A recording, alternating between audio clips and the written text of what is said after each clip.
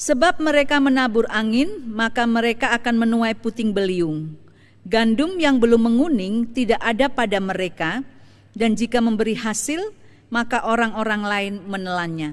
Demikian ayat ke-7 dari pembacaan kita. Selamat petang ibu-ibu. Shalom. Ibu-ibu yang Tuhan Yesus kasihi, sebuah pepatah Tiongkok mengatakan, jika nasib baik tetapi hati tidak baik, maka rezeki akan berubah menjadi bencana. Artinya, berkat kita tergantung dari hati kita. Hati kita baik, maka berkat pasti ada. Apabila hati kita tidak baik, maka berkat pun melayang lenyap. Dengan kata lain, sikap hidup sangat menentukan berkat yang kita terima dari Tuhan. Nah, perikop kita saat ini mengatakan secara khusus di ayat yang ke-7, sebab mereka menabur angin, maka mereka akan menuai puting beliung. Gandum yang belum menguning tidak ada pada mereka, dan jika memberi hasil, maka orang-orang lain menelannya. Pertanyaannya, ada apa dengan jemaat Israel di zaman Hosea? Ibu-ibu, Hosea ini adalah seorang nabi yang tampil menggantikan Nabi Amos. Ia menyampaikan pesan Tuhan kepada orang-orang di Israel, secara khusus Israel Utara. Pada masa yang sulit sebelum kerajaan itu jatuh pada tahun 721 sebelum Masehi. Hosea sangat prihatin memikirkan keadaan orang Israel, terutama karena mereka menyembah berhala dan tidak setia kepada Tuhan. Ketidaksetiaan umat Israel ini digambarkan dalam kasus nyata, yakni perkawinan Nabi Hosea dengan seorang perempuan sundal bernama Gomer. Memang perkawinan itu Tuhan yang menyuruh, dan sebagai hamba yang setia, maka Hosea melakukan apa yang Tuhan perintahkan itu. Nah, ibu-ibu, Gomer ini adalah sosok perempuan yang tidak setia. Dalam perkawinannya dengan Nabi Hosea, berulang kali dia berzina dan mengkhianati hidup perkawinannya. Hal ini sama seperti bangsa Israel. Mereka tidak setia dengan Tuhan. Mereka berselingkuh dengan Asyur, bahkan menyembah dewa-dewi Asyur. Yang paling parah, mereka terlibat dalam ritus dewi kesuburan yang menodai kesucian hidup sebagai anak-anak Tuhan. Sikap perbuatan umat Israel ini benar-benar melukai hati Tuhan. Sehingga Tuhan mengatakan kepada umat yang tergambar lewat nama dari anak-anak Hosea, khususnya anak yang kedua dan ketiga. Anak kedua itu diberikan nama Lo-ruhama, artinya tidak dikasihi. Kemudian anak yang ketiga dinamakan Lo-ami, artinya bukan umatku.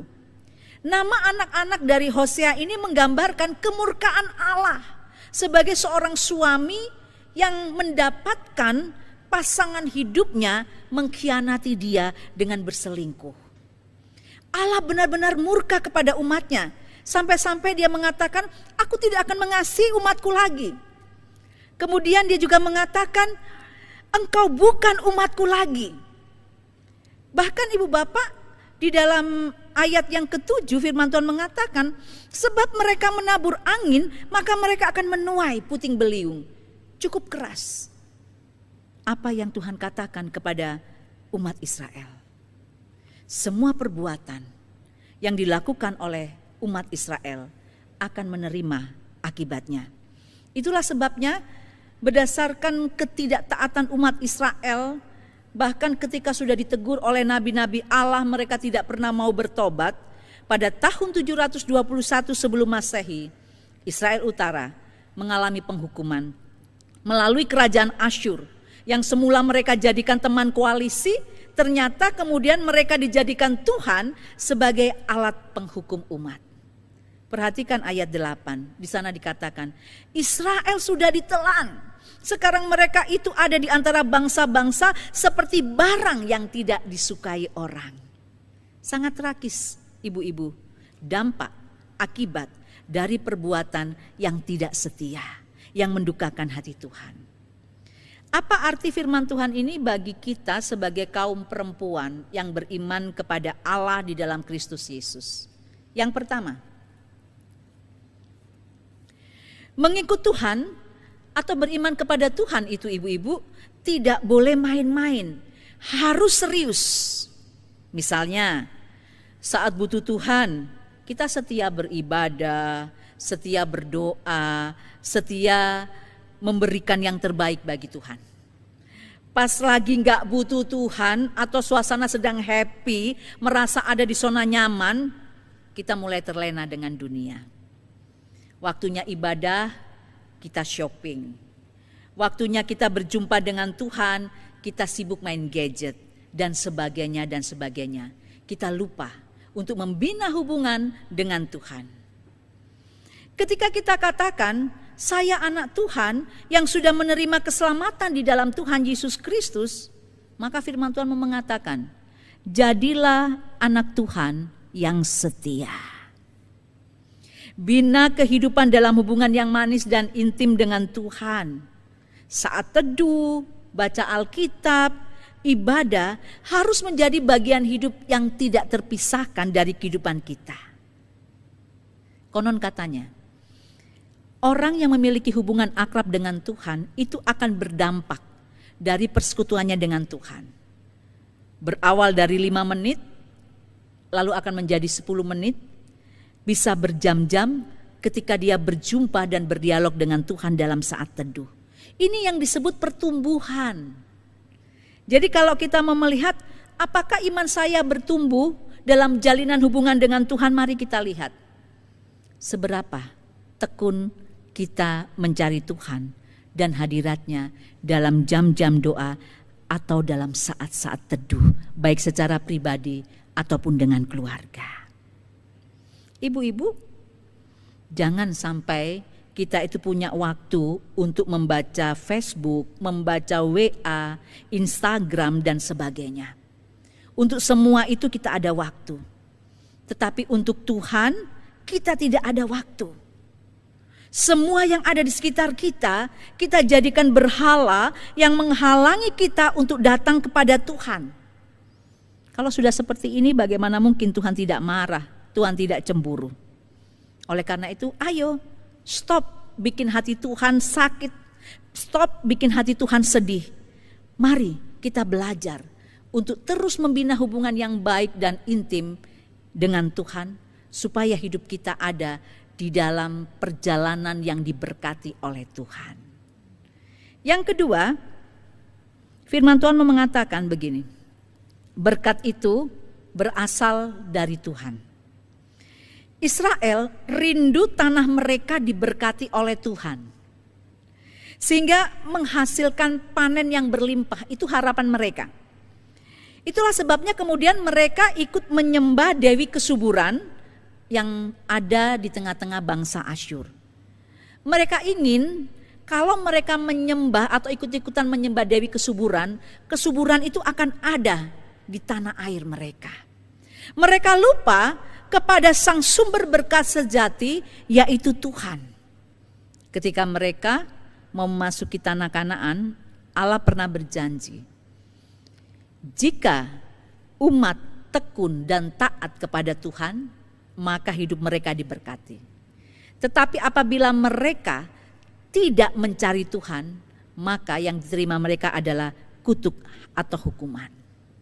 Nah, umat lupa akan janji Tuhan ini, bahwa sepanjang mereka taat kepada Tuhan, maka berkat yang akan mereka terima adalah berkat yang luar biasa dan bukan sebaliknya.